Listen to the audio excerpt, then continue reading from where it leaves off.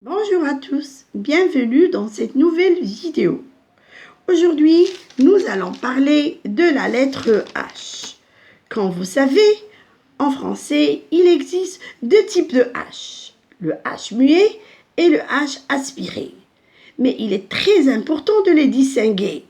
D'une part, pour ne pas se tromper dans la prononciation et d'autre part, pour savoir bien écrire le déterminant ou le mot qui précède ce H. Prenons ces deux mots pour bien comprendre. Histoire. Dans le mot histoire, on a un H muet. Haricot. Dans ce mot, on a un H aspiré. La première chose à savoir, que le H en français ne se prononce pas. On ne prononce jamais le H. Ça, c'est clair et net. Pas comme l'arabe ou l'anglais, où on entend le son H. Tout d'abord, c'est quoi le H muet? Comme histoire, on a un H muet. Bon, quelqu'un qui est muet, c'est quelqu'un qui ne parle pas. Alors, le H, on dit que H est muet, H qu'on n'entend pas de son. C'est-à-dire, elle n'a aucune influence sur la prononciation. Je vais vous expliquer ça. C'est-à-dire, on va faire l'élision. On va dire l'histoire. Qu'est-ce que ça veut dire l'élision? Alors, l'élision consiste à remplacer la voyelle finale d'un mot par une apostrophe quand il est suivi par un H muet ou bien une voyelle. Comme ici, on a enlevé le E et on a mis à la place une apostrophe. On va dire l'histoire. Et on va faire la liaison. C'est-à-dire, on va unir deux mots, les histoires. Ici, le S, qui est une consonne, avec H, on va dire Z. Et il y a des modifications au niveau des déterminants possessifs et démonstratifs, c'est-à-dire Matassa va devenir Montenson. Comme ici, histoire est un nom féminin et on va dire mon histoire, on ne va pas dire ma histoire. Pour les déterminants démonstratifs, on ne va pas dire il n'y a pas de modification, c'est un nom féminin singulier, donc on va dire cette histoire. Mais si c'était un nom masculin singulier comme homme, le se va être remplacé par c. En revanche, le H aspiré a une double influence. Elle empêche l'élision et la liaison. Alors, elle a, par exemple, il n'y a pas d'élision. C'est-à-dire, on va considérer H ici comme une consonne.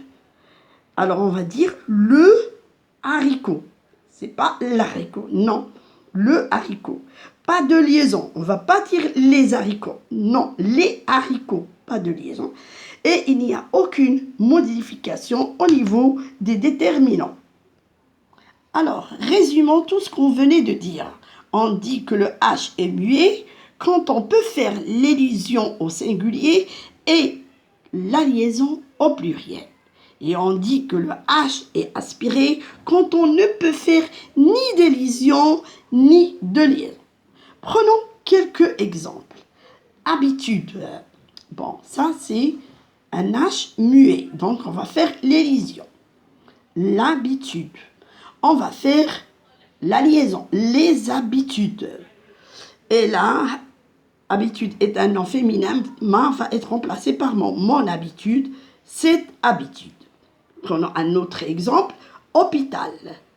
Élision, l'hôpital, les hôpitaux, on fait la liaison, ce va être remplacé par cette, parce que c'est un nom masculin singulier, cet hôpital. Alors, pour le mot héros contient un H aspiré, donc on ne va pas faire d'élision, pas d'élision. On va dire le héros. Et là, on ne va pas faire la liaison. On ne va pas dire les héros, les héros. Hauteur, la hauteur. On va utiliser le déterminant là, la hauteur.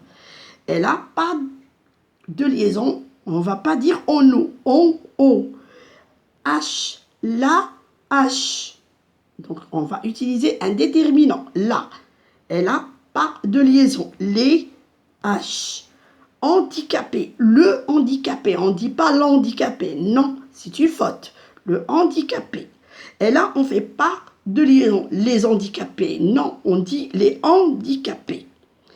Alors, vous allez me dire, et la grande question, madame, comment on peut savoir que le H est un H muet ou un H aspiré? Malheureusement, je ne pourrais pas vous donner une réponse parce qu'il n'y a pas de règle. Il y a certes quelques petites indications. Les mots qui commencent par un H muet comme habitude, hôpital, homme, histoire, ce sont des mots d'origine latine. Et le mot qui commence par un H aspiré comme héros, auteur, H, handicapé, hall, hasard sont des mots qui proviennent d'origine néerlandais, allemand, anglais. Alors, vous n'avez qu'à faire des recherches dans votre dictionnaire. Pour terminer, je vous laisse une liste de mots avec H aspiré. Ce sont des mots les plus fréquents et les plus utilisés en français. J'espère avoir été bien claire. Au revoir et à la prochaine.